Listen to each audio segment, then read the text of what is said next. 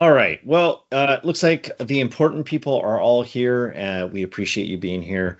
Again, I'm Dave Alton. I am the CTO here at Strategic Information Resources. And today we're going to be talking about the last in our summer series, AI guardrails, and making sure policies and things are in place to keep AI useful and human. So, a little bit about strategic information resources. Our motto is we make your tech work and we keep your people and profits protected and secured. We are a team of solutionists. There's about 16 of us. We support around 150 clients here in the Los Angeles area, and we do primarily infrastructure, IT, day-to-day cybersecurity, and AI work. So, like I said, we make tech work, and communication is the foundation of everything we do. So a little about me. I've been at Strategic Information Resources for almost 10 years. I'm a trusted advisor to a lot of small businesses that need help in understanding how to use technology, make technology work for them better, and make sure that technology, is doing the job that it's supposed to versus, exposing you to risks and things like that. I also happen to be a bit of a maker, so I do some 3D printing and a woodworker. I'm also a recovering professional photographer. And a very proud dad of a 14-year-old baseball fanatic who just started his high school baseball career. So we're super excited and doing a lot of baseball. So we've been all summer talking about AI. So in June, we talked about AI for productivity, how to make AI, edit documents for us or, start, a different process or do brainstorming sessions or model a customer behavior and response, do role play, a lot of things like that. In July, we really kind of dug into how we use AI for marketing and messaging and what that looks like and how to make it look good and human versus very AI-ish. And then today we're going to really explore some of the AI risks, what policies and things you should put in place, and how do you do governance as a small business. So we're going to talk a little bit about shadow AI. So the shadow AI is just, hey, you're using AI tools without company knowledge or approval. Uh, I think everybody at some point has probably tried or used ChatGPT in some way, shape, or form. And they've like noticed like, wow, this is pretty cool. They're using other AI assistants. We're seeing a lot of use for some of the Chinese companies that are producing AI bots and chatbots and things like that. Grammarly and AI writing tools are even more popular than they used to be. Transcription services, there's a ton of those. I think I've gone to meetings where there's more note takers than there are actual humans in a meeting, which it always cracks me up because I'm like, this feels like college all over again. We've got more people with recorders sitting on chairs than actual students sitting in chairs. And then there's a ton of browser extensions and plugins that are able to be used. And look, the reason why this happens is everyone's hearing about it. They kind of tweak and play with it, and they realize, oh, this is kind of cool. I can be more productive. It's super convenient. They're normally not aware of the risks, and we're going to cover some of that today.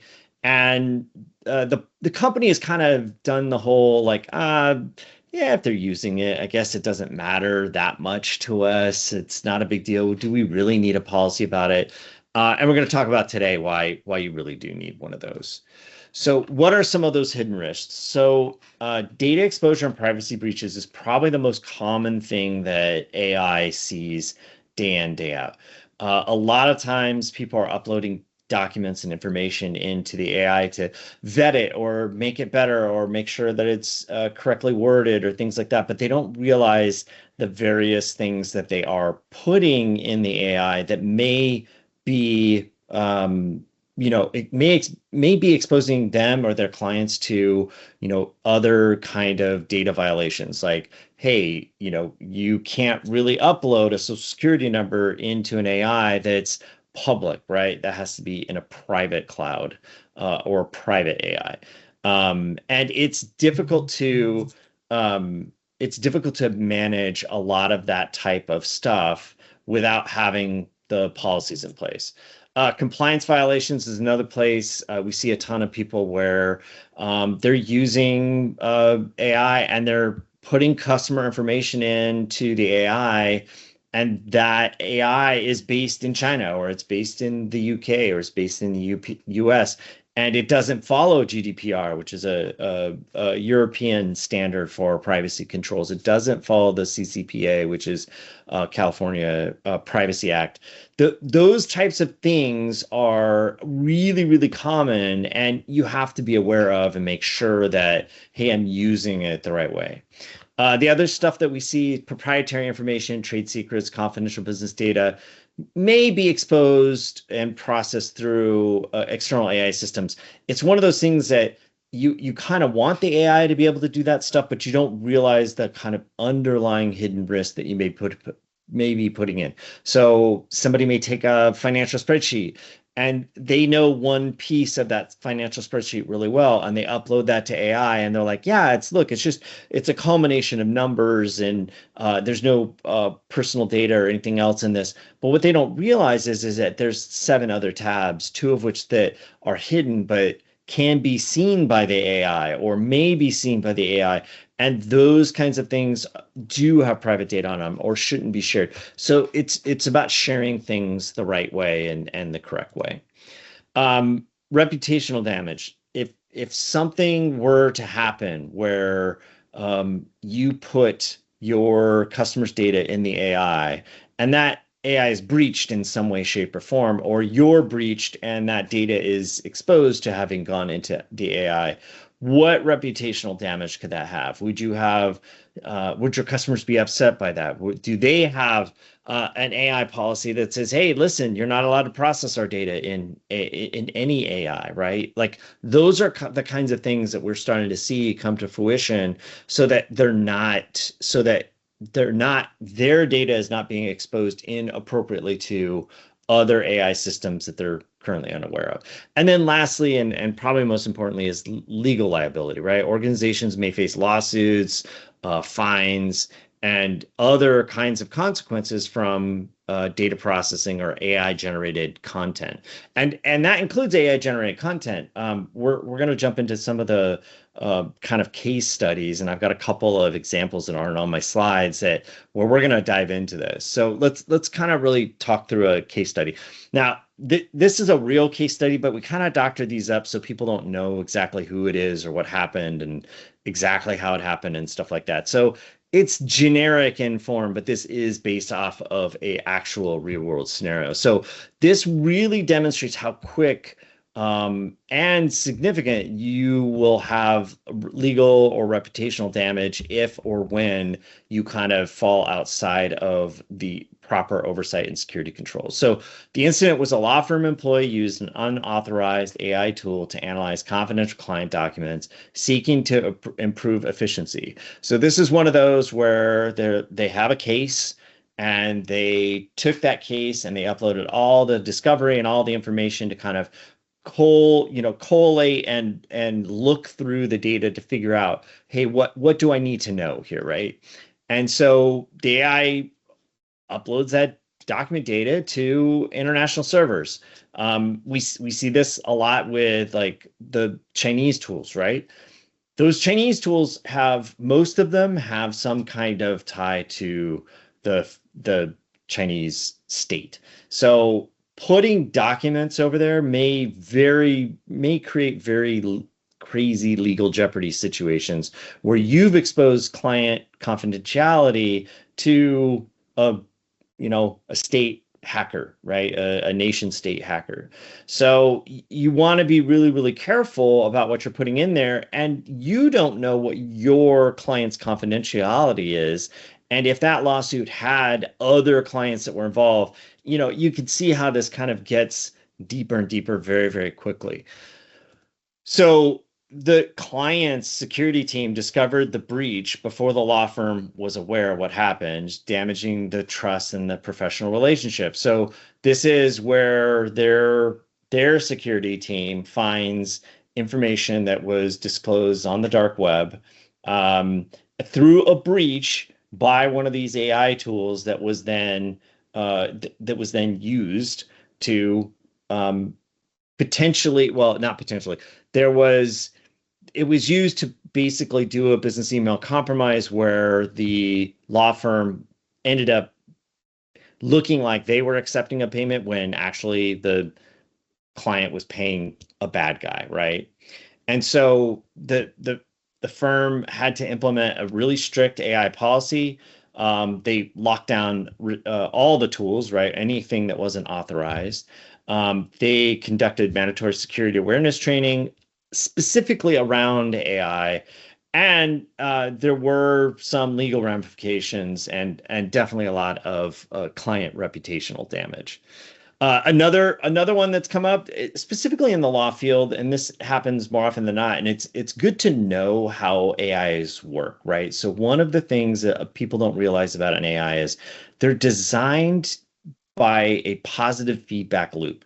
So when you're training an AI, the way the AI gets better is when it believes that it's doing well, that means that I'm learning properly, and because I'm learning properly, that means I am, that feedback loop is like it feeds itself. It's like, oh, hey, I'm doing a good job. I'm doing a good job, right? But what it kind of translates into is it kind of translates into the AI being wanting to give you the right answer, or not, sorry, not the right answer. They're wanting to give you your right answer. So it's giving you an answer that you want, right? And that can be seen in how we ask questions around bias and things like that. Because how you pose the question to AI definitely forces the AI to answer in certain ways. So things like, can you tell me the best cell phone to buy right now? I think the Google Pixels are really, really good. That immediately biases the AI to say, oh, okay, well, then I better show the Pixel kind of at the top of that list. Otherwise, I'm not going to garner that positive feedback, right? But so a law firm, a lawyer was trying to cite a case law. And this is a pretty popular one. And again, I'm not sharing any names or specifics, but it's been in the news. And they cited case law, a particular piece of case law, and the judge questioned the case law in the trial, and lawyer said, well, yeah, it's cited here. It's in my brief, and he went back to Chambers and he tried to find this case law, and it didn't exist. And the reality was the AI made it up, and it made it up so that it could answer the question in the way the lawyer's argument, in a way that supported the lawyer's argument. And so a lot of times that is kind of how AI works, right? It really does want to please you. It wants to give you the answer you want. So you really have to be careful with how it's used. And like I said, the consequences of doing that in that particular case, the lawyer was there were fines and lots of legal ramifications for the lawyer. I do not believe he was disbarred, but that was definitely something that was on the list at one point. So how do we kind of spot this? So you really got to be proactive, right?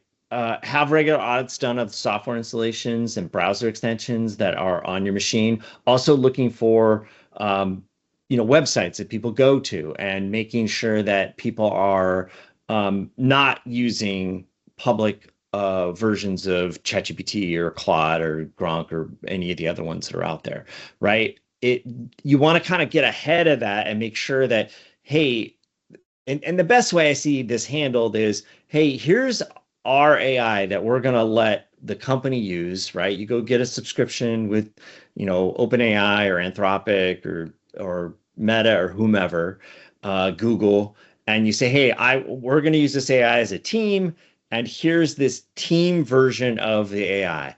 When you have that team version of the AI, there's a lot more controls that you have as an administrator to say things like hey, you're not allowed to use this with personal private data. You can't have like there's guardrails that you can put into these tools to make it more make it safer for your team to run. And it also has the added benefit of they're probably not going to need to go to other tools to go look at this. We see this a lot in Copilot. Copilot's probably the most utilized in the business world because it's tied right into Office 365, which is great and normally where most people need to use it. And it has all the administration stuff that people are used to inside of the AI or inside of their Office 365. That it's just kind of a good add-on, bolt-on type component. I would say that it's not the best AI, but that has recently changed with ChatGPT 5. That is being exposed now to Copilot users. And it's ChatGPT 5 is very, very, very good at what it does. So um, the other thing is that like you suddenly start seeing documents that are maybe not in your typical writing style, or they seem very, very perfect, or presentations having weird formatting. I always say you can spot an AI by how many M dashes emojis are in said document because it loves to use M dashes and emojis, right? So as a sentence structure, humans don't typically use an M dash to do a sentence structure, right? I'm going to use a period or a comma and then or a semicolon, but an M dash is a good, grammatic way to kind of have two sentences join, but have them be distinct.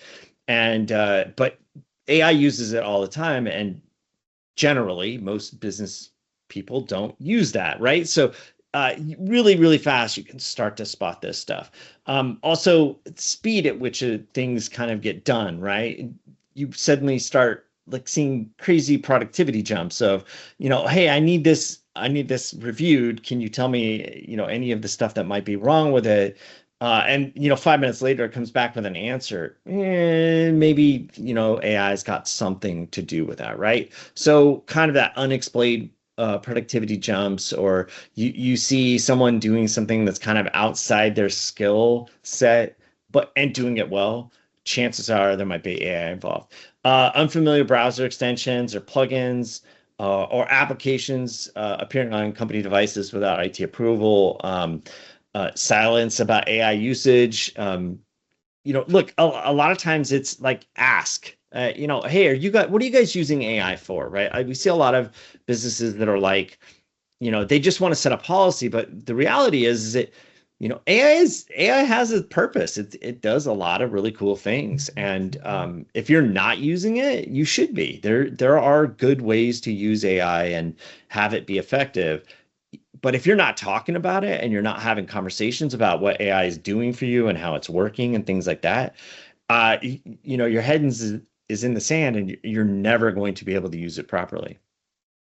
All right, so let's talk about some of the risk assessment framework, right? How do you identify potential shadow AI activity, assess the data exposure risk, rate the organizational readiness, and then document next steps? So um, first off is have conversation. Are employees using free AI tools, right?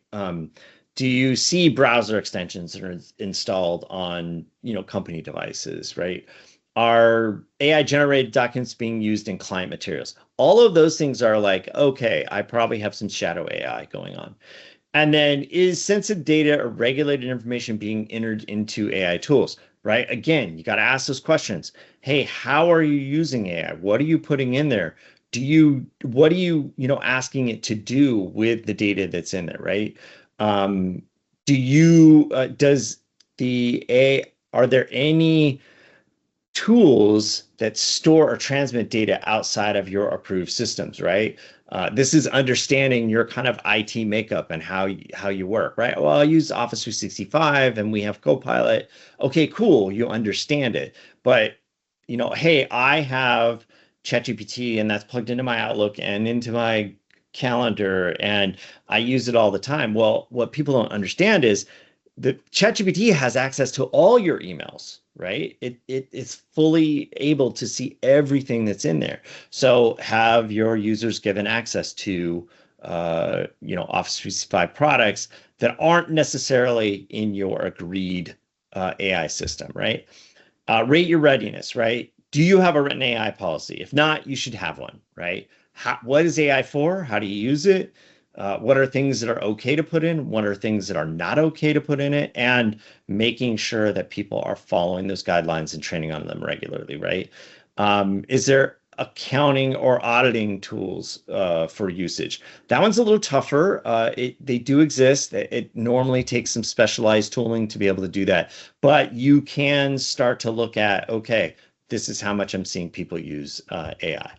And then you got to document this, right? You really got to write down which tools need to be reviewed or restricted. So it's not, I'm going to say no, but until the AI is like vetted by the internal team, I don't want anybody using it. So, oh, hey, there's this new AI model. I want to try it. I want to use it.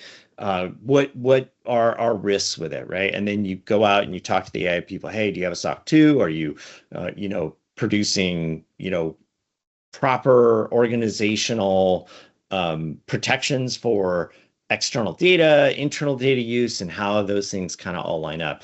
And those are all questions that if your AI vendor can't answer, that's probably not an AI you should use, right? Where are your biggest training gaps, right? Is it around what can be done with it, what is allowed to be done with it, or what am I allowed to put inside of it? And then who manages that policy development and updates? Because AI is moving so quickly, it's going to have to be updated often and frequently. So list your specific AI tools that your team's allowed to use, ChatGPT, MS Copilot, or Microsoft Copilot, things like that.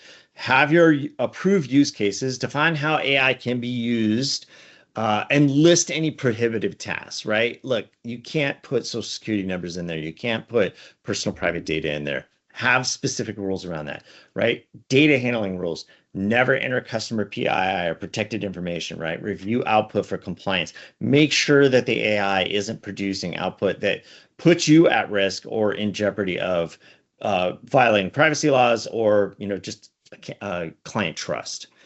Training accountability. Make sure that employees are actually doing their AI awareness training and that policy violations have some kind of consequence. So how do you implement this? First is, first 30 days, really just go in and kind of conduct that shadow AI risk assessment. There are tools that we use to kind of do this, to kind of see what are people doing and how are they doing it. We look at, current AI tool usage. Again, you don't have to do this with tools, and we have things that make this faster and easier to do. But ultimately, these are conversations with your staff to make sure, hey, what are you using it for? What do you want to use it for? And then how is it going to affect your day-to-day? Then you draft that initial AI usage policy, and you start to get feedback from staff. Hey, this is too restrictive. We need better handling around this, or whatever the case may be. Short-term goals, 90 days, implement approved tools list, conduct the employee training sessions, and then establish some kind of monitoring procedure. And then long-term strategy is develop comprehensive AI governance. And look, your governance is going to change as you use AI more. So you have to be on top of that. So as you start to use it, start to pick out those things that you go, we should probably have a policy for that. Implement regular policy reviews. Those should be able to come from both employees and from staff employees and management, to make sure that people are aligned with what are the business goals, how do we use AI, and we're using it properly, correctly, and we're letting our clients know and things like that. And then, talk about creating an AI innovation framework. So one of the things that we see with AI is it does have this effect on innovation, where somebody starts using AI for some silly reason, and then they realize, oh, well, I could do this with it. And that becomes so important to the business, that innovation you start to get a lot of benefits from that. So it's definitely a good idea to have like kind of training sessions on, hey, what are some of the best strategies that everybody's using to use AI? How are you using it effectively? What things are you doing with it? And having AI experts in your corner that can kind of come in and say, hey, if you're not using it for this, you really should. All right. So that's primarily what we discussed, what I wanted to cover today in the AI. I wanted to open it up to any questions. Carly, do we have any questions in chat or anything? No, we haven't received any. All right. So that means nobody's paying attention or watching this. So that's totally fine. We understand. But if questions do come up after the fact, by all means, you can email info@surinc.com. We'll take those there. And if you have something that you want specifically asked and you would rather, have a meeting or something like that, well, let me talk first about handouts. So we have two handouts that you will get automatically as part of attending. So you're going to get a starter AI policy guide for small businesses. And it basically goes through a lot of the stuff that we've talked about through this, a little more concrete. It's still very generic. If you need help with it, by all means, you can reach out to us. Shadow AI assistant template. So looking for how to find that AI and have conversations about it. That's the other handout. So what do you do next? Look, don't wait to get started on this. Our calendars, whenever we have these, our calendars always fill up afterwards. Let us know if you want us to come in and help you with a risk assessment or an AI readiness path and find out, hey, how can I use AI better, right? What's the right way to use AI? And you can book a strategy session with our team, primarily me, on AI by going to that link. I think Carly will probably drop that in the chat if anybody's needing that.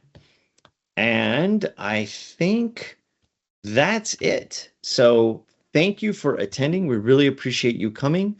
If you do have questions that come up afterwards, by all means, hit us up on that link, or you can reach out to us at info@surinc.com. Happy to answer any questions that way as well. Everybody have a great long weekend. Hope you enjoy your Labor Day, and we really appreciate all your time again. Thank you very much, and have a good one.